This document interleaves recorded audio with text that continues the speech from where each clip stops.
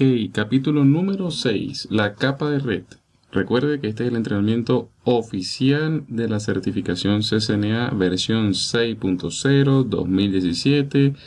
En este punto estamos en el medio o en la mitad del entrenamiento de este fabuloso servicio que le ofrece CEA CCNA y su staff de instructores. Comencemos. En la capa de red lo que ocurre son los procesos de comunicación extremo a extremo. En este momento nos encontramos en la capa 3 del modelo OSI y es muy importante entender que aquí no se está hablando de comunicación extremo a extremo. Recuerde que la capa 4 es la que garantiza la comunicación extremo a extremo. Sin embargo, es la capa de red la responsable de transportar esos datos. ¿Qué hay acá? Bueno, direccionamiento lógico, están los procesos de enrutamiento y los protocolos principales de esta capa son el IPv4 y el IPv6, pero eso por supuesto no descarta que estén los amigos ICMP versión 6 o SPF, etcétera, etcétera, que por supuesto usted estudia en detalle en nuestro entrenamiento personalizado. Otra de las cosas que ocurre acá es muy importante entender que aquí se están encapsulando los segmentos de la capa 4, es decir, una vez que la capa 4 le ha asignado la información de dicha capa, como los números de puerto, por ejemplo, entonces se procede a seguir encapsulando colocándolo encabezado IP con las direcciones IP de origen y destino. Uno de esos datos interesantísimos del protocolo IP es que es un protocolo que no está orientado a la conexión. A diferencia de lo que uno pudiera pensar, es un protocolo del mejor esfuerzo, es decir, que un paquete puede viajar y contener en su encabezado un error y sencillamente no es esa capa precisamente la que va a responsabilizarse de la entrega de esos datos. Es independiente de los medios, así que se puede hacer una transmisión de datos IP por diferentes tipos de medios y además contiene la información suficiente para tomar diferentes caminos para llegar a su destino. Acá tenemos un pequeño brief de lo que es el encabezado IP. Algunos campos importantes, bueno, el famoso TTL, que es ese campo que garantiza que un paquete no va a estar perennemente dando vueltas por allí en nuestra topología. El campo de protocolos, que nos indica cuál es el protocolo que está encapsulado, por ejemplo TCP. El famoso checksum. Y bueno, por supuesto, las direcciones IP de origen y destino.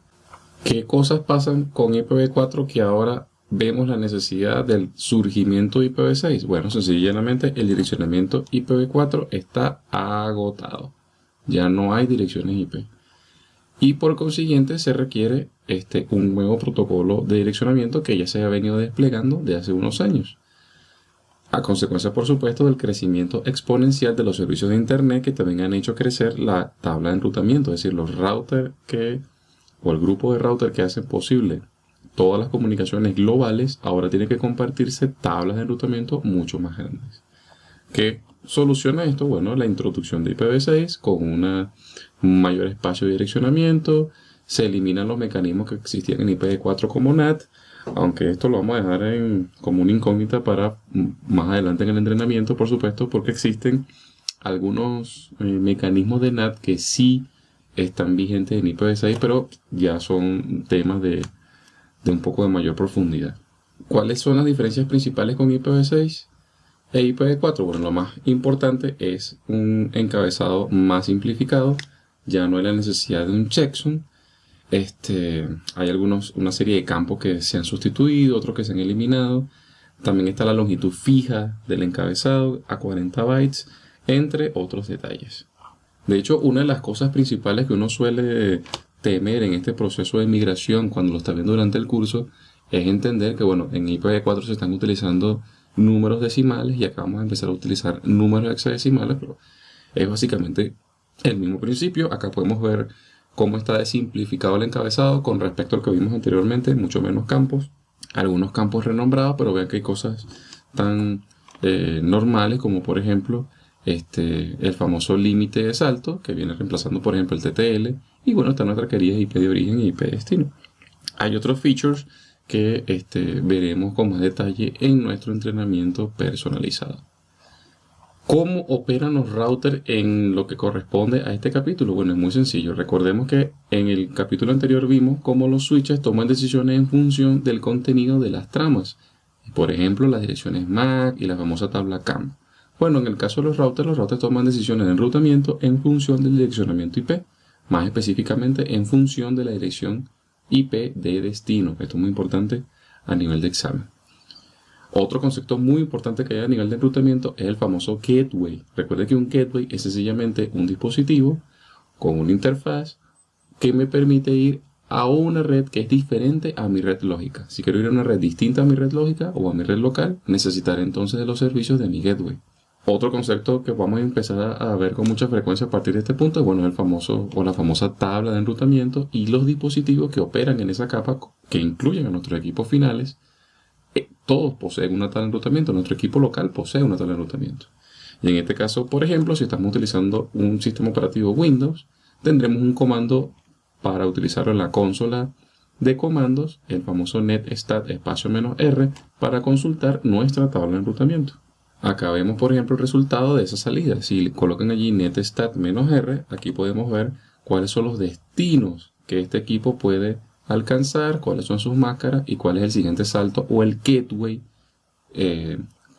por cuyo direccionamiento podemos alcanzar estos destinos, y por supuesto cuál es la interfaz física o cuál es el IP de esa interfaz que me lleva hacia esos destinos. Es muy importante simple y llanamente entender que yo debo consultar las tablas de enrutamiento de mis dispositivos para poder entender si es posible alcanzar el destino que deseo alcanzar. Eso es válido para equipos finales o para routers. Entonces, como comentábamos, los dispositivos de capa 3 como los routers tienen decisiones de envío en función de las direcciones IP de destino. Y que en el caso del router, por ejemplo, tendremos el comando show_IP_route para poder observar esa información. Acá tenemos, por ejemplo, si yo hago el comando show_IP_route, vería una información muy parecida a esta. Y bueno, parte del entrenamiento de este capítulo es interpretar, qué significa esta primera letra, que generalmente es el origen de enrutamiento, que puede ser estático, puede ser una red directamente conectada o una red que se aprendió por un origen de enrutamiento de un protocolo. Luego tenemos a continuación cuál es ese destino, es decir, ese destino que ese dispositivo puede alcanzar, algunos datos como la famosa distancia administrativa y la métrica, información vital para que el router tome decisiones de enrutamiento, cuál es el IP del siguiente salto, cuál es el dispositivo al cual yo voy a alcanzar, a través del cual voy a alcanzar el destino que estoy solicitando, y cuál es la interfaz por la cual voy a sacar esos datos. Nótese que nuevamente se repite un formato muy parecido al que tienen los dispositivos finales. Un dato importante a resaltar es que las configuraciones de un router son muy parecidas a la configuración de un dispositivo como un computador, a tal punto que podemos llegar a compararlo directamente con una computadora. Vamos a tener los mismos componentes, procesadores, memorias, en algunos casos como los firewall vamos a encontrar discos duros y ese tipo de cosas. Y por supuesto las interfaces que van a dar ese vínculo entre la red física de las distintas redes que nosotros tenemos en nuestra organización o en nuestra red. Lo importante es destacar que existen sencillamente elementos muy similares como la memoria RAM, la ROM, la NVRAM, la flash, etc. Una de las preguntas más frecuentes en los exámenes de certificación es el proceso de arranque de un dispositivo. ¿Cómo arranca un router? En este corto video nos vamos a atrever a tratar de describirlo lo más rápido posible. Recuerde que esto es muy fácilmente comparable con el funcionamiento de un computador. Cuando su computador con Windows, por ejemplo, inicia, lo primero que ocurre en su computador, de forma muy veloz últimamente, es la aparición de unas letras en blanco que indican que se ha hecho una verificación del hardware de nuestro computador, para luego iniciar la carga de un sistema operativo que pasa del disco duro a la memoria RAM y luego nosotros vemos los resultados en la pantalla. Pues algo muy parecido ocurre en nuestro router. Un router primero inicia un proceso de post que va a verificar el hardware, luego va a iniciar un proceso de búsqueda de un sistema operativo que generalmente ocurre en la ubicación que se denomina flash, en una unidad de almacenamiento, donde voy a encontrar un sistema operativo con el nombre iOS o sistema operativo de Internet Working, que por cierto ese sistema operativo, el nombre del sistema operativo nos da muchas de sus características. Luego quiero montar ese sistema operativo en la RAM para que yo pueda entonces visualizar los resultados, y posteriormente voy a buscar una configuración inicial en otra unidad de almacenamiento como la NVRAM, y el archivo que voy a buscar es el start2config para posteriormente montarlo en la RAM sobre el archivo running config. Por supuesto, usted verá todos estos procesos muy al detalle y cuáles son algunas alternativas que pueden ocurrir durante el proceso en nuestro entrenamiento. Una vez que ese router ha iniciado, pues lo que procede a continuación es la configuración del dispositivo. ¿Qué cosas podemos configurar del dispositivo? Bueno, por ejemplo, debemos bautizarlo, colocarle un nombre, desplazarnos a través de sus distintos modos, entender cuáles son los distintos modos del router, configurar las líneas virtuales, a proteger el dispositivo de sus accesos, colocarle contraseña, colocarle direccionamiento IP.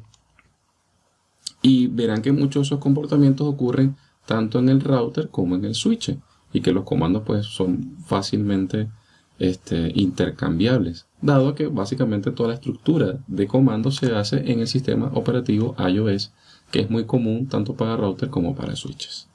Bueno, eso es todo en este capítulo. Espero que les haya servido de ayuda. Recuerden que estos son pequeños briefs que estamos ofreciendo de manera gratuita en SEA CCNA para que usted tenga una visión al detalle de qué es lo que ocurrirá en cada uno de los capítulos de su entrenamiento. Por vernos, pues les damos las gracias.